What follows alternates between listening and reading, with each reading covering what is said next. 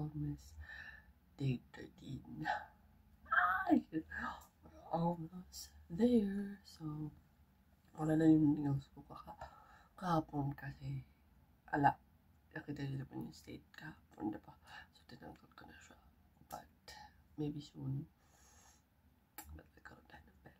Magiging maganda na yung nails natin. Samahan niyo ko get ready. Malamig pala dito. Nakasuot ako ng hoodie.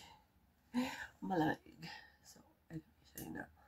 So, first things first is moisturizer. I'm gonna state ng face ko. Anyways, kamusta naman kayo guys? How are you doing? Kasi ako, lahat ng na-experience ko, napakalamig. Sobrang lamig. As in, super lamig. Alam ko dito kasi mag-winter na nga. Pero di pa kasi ako sanay. That's just my first time ko pa lang kasi. So, ayun.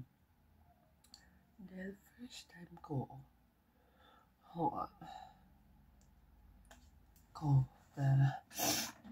mag-ano dito is tapos yung makeup bag ko.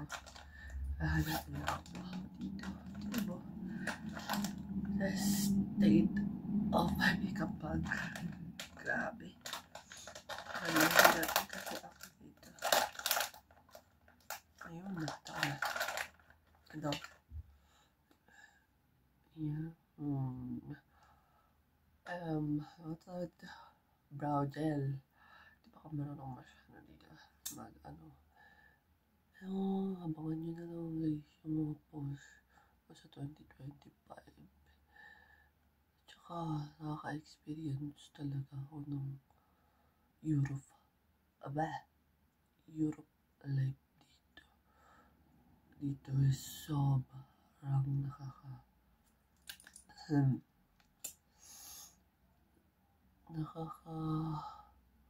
panibago sa katawan ko dahil sa lamig. Hindi siya pantay pagpasensya na di ba marunong ng brow gel. Next is ito, sunscreen. Nilalagay ko siya dito. Sunscreen. Mag-sunscreen pala yun. Mag-sunscreen pa rin kayo kasi pero malamig yung beauty blender ko. Tignan nyo. Ayan. Nakabili ko na dito pero blend natin yung sunscreen. Kasi bakit hindi, di ba? Bakit hindi? Hindi na to yung blend ng mga yung ko. Yun naman guys, kung ang gusto yung iba ko sa 2025 ng mga videos.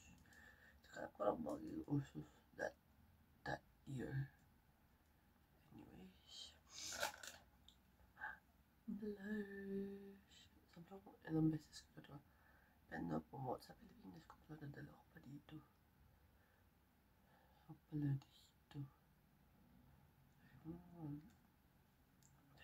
Gamitin na lang natin yung beauty blender. Kasi why not, diba? Galing.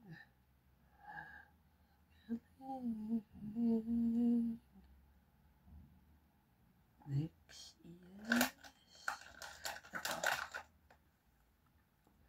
Yan, yung bagong product na paborito ko now at is pero blush to. highlighter. Highlighter yung gagamitin natin kasi wala naman. Charas. Kasi wala. Natatapan ko lang siya. Next time, shopping with me. Pero pag nagkapera na tayo. So, ayun. Anyway, same thing sa lips ko. Ay, hala.